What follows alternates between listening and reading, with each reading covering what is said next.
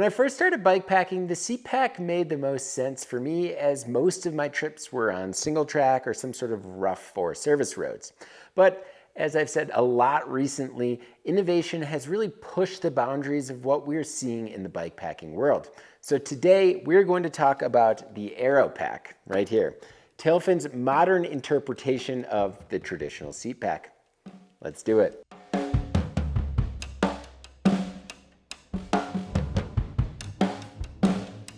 Is it a rack, a seat pack, a rack pack? Hard saying, but the AeroPack is as unique as a rear cargo system comes. Besides the odd look, which I'm still adjusting to, this system is unlike any rear system currently available. It's a one-piece cargo system where the cargo bag acts as the dry bag and sits on top of an aluminum arch. I know many bike packers have dealt with a wobbly seat pack, and while it does add a bit more weight, the AeroPack truly helps alleviate that altogether, giving you a more predictable ride. Tailfin actually calls this system a rigid seat pack, and it makes a lot of sense after using it on the past few trips of mine. I just want to take a quick moment and tell everybody that this video is supported in part by Salsa Cycles.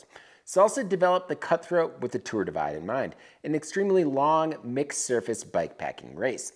The Cutthroat features generous front triangle space, all the gear mounts you could wish for, great bike packing geometry, and an extremely comfortable ride quality thanks to their Class 5 VRS or vibration reduction system rear triangle.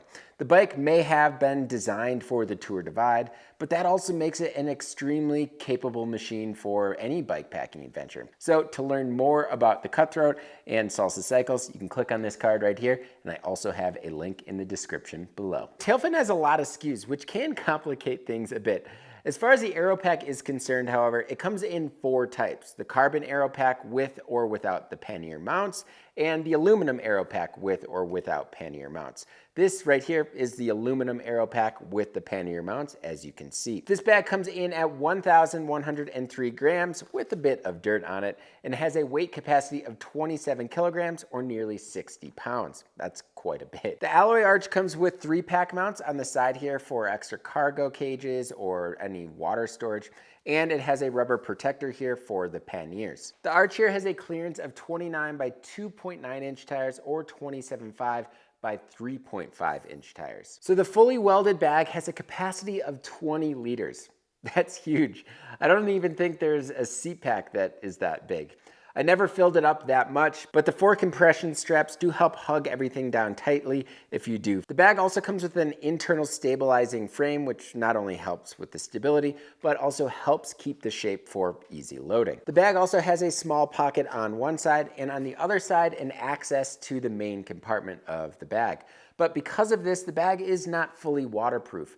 The nice thing about the pocket is that it allows the air to escape when you are actually compressing the bag, and the zipper itself has a nice cover, so water really can't penetrate that easily. So all bikes are different, so fitting a rack on a bike is, well, not easy, and oftentimes requires you to either go to the hardware store or cut and bend struts. And while I really never mind doing this, it certainly adds another step to the process that makes you think twice about using a rack. Tailfin really thought through this process, and what I mean by this is they made it really easy to install on every single bike, including full suspension bikes and bikes with dropper posts. My rack came with these quick release dropouts, which is compatible with both their axle mount or frame mounting kits. I've always found one or the other to work on all of my bikes. The quick release dropout is a replaceable part that comes with a rubber bushing to help keep the system quiet, and a pin that helps lock and unlock the system with ease.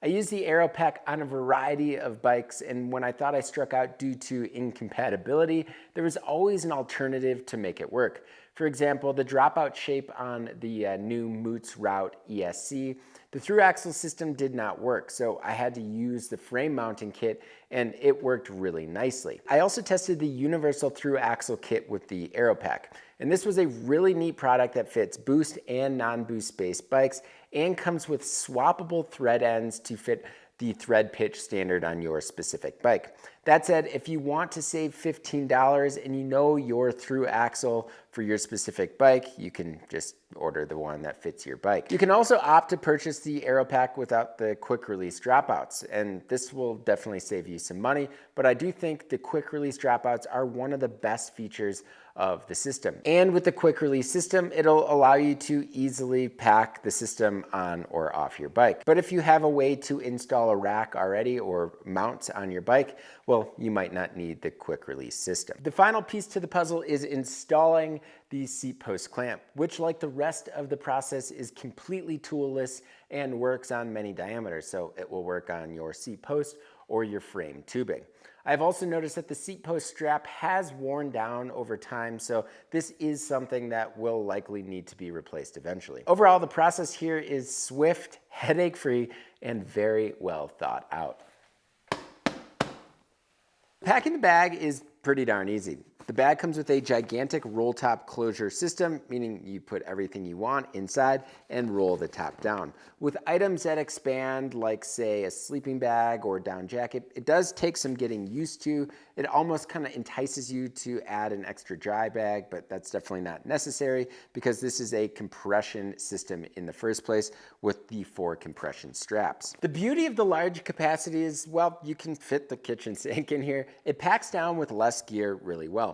And if you need to grab a meal from a restaurant or want to haul a beer or two from your last town, it's a logical place to put it. So the bag has an internal length of 430 millimeters or close to 17 inches. So the beauty of that is that it fits both my hyper light pole and my Mountain Hardware Nimbus tent poles, something that would usually fit on the outside of my bag if I was using a rack or inside my frame bag normally. Being able to put the poles in the AeroPack not only helps create space, but I don't have to worry about the poles loosening up and falling off, and it also makes the bike look less cluttered. So I did use the AeroPack on my Timberjack, and this Timberjack has a 160 millimeter dropper post. In order to make this work, I had to add the extender seat post connector, which adds an additional 50 millimeters of room between the bag and the seat post. I was also able to pack the bag in a way that gave me a bit more clearance when using the full dropper travel. The underneath side of the saddle would basically sit against the bag, but I didn't find that to be very annoying at all. As someone that loves bike packing with the dropper, I've never used a full dropper travel with any of my bike packing bags until now, which really makes me happy. The extender here is also made to accommodate those shorter riders that might have more limited space between the saddle and the bag. So by pushing the bag away 50 millimeters from the seat and the seat post, it gives you more space to fit that gear. Yes, there are a lot of moving parts here, and this means more things to break. While I have not tested the limits of this bag, I have used it on a variety of trips now, with 0 issues. If you want to read how this bag held up over some serious terrain and on some pretty big trips, Cass did a full-length review and shares those details, which is linked below. Because of all those moving parts, I did want to test the AeroPack out a bit longer than I normally would, especially the universal axle mount, but I am pleased to announce that everything is working as intended. So the big takeaway here is this system is stable. It genuinely feels one with the bike. Obviously, when you add more weight, it's going to change the way the bike rides versus when it's not loaded. But the stable nature of this design and the sturdy mounting points allowed this system to shine on single track and some really rowdy descents where you would expect to hear some rattling or experience movement. But not only was this system quiet, it was as or even more stable than any other system I've used, all while not putting any stress on saddle rails. So that's kind of a win there for sure. All right, so I'm doing a little bit of foreshadowing here, but my guess is there's gonna be a lot of comments about all these points on this system that could potentially break. And there's no denying that. There are a lot of potential fail points, but the upside for me is that it has never happened so far. And while you never want anything to happen, especially out in the field, Tailfin does have a 5-year warranty that you can always lean back on. Maybe another downside here is you want the system to work in the nicest possible way. And for your bike and your future bike, you might need to pay for some additional parts. I didn't even speak about all those available bits and bobs that you can get aftermarket, but I do think purchasing the seat post extender, if you're going to use it with a dropper post, is a must. And having a variety of mounting options for the quick release dropout is a really nice feature that makes for toolless install and uninstall. And yes, the price tag, it is steep. If you want all of the bits and bobs that I spoke about today, you will be paying over $400 for the pannier compatible system, or $350 for the standard alloy system, and more for the carbon system. That really is expensive for a bike packing accessory, especially compared to that dry bag and volet strap hack that I spoke about in a previous video. That being said, it's hands down the most stable and largest capacity system I've tested. It works with all of the bikes I've tested it on and truly takes away the headache and gets you on the trail faster. So if that sounds like something you are into, well, yeah, it might be worth considering. So what do you think about the Tailfin AeroPack? It's a pretty cool design, but I'd love to hear your thoughts. Leave a comment in the comment section below. And if you like what you see in this video, definitely hit that subscribe button and notification bell. And if you want to help support us a little bit more, you can do that by signing up for the Bikepacking Collective. I have a link provided below with all of the details about the Bikepacking Collective. As always, thank you all so much for watching, and until next time, pedal further.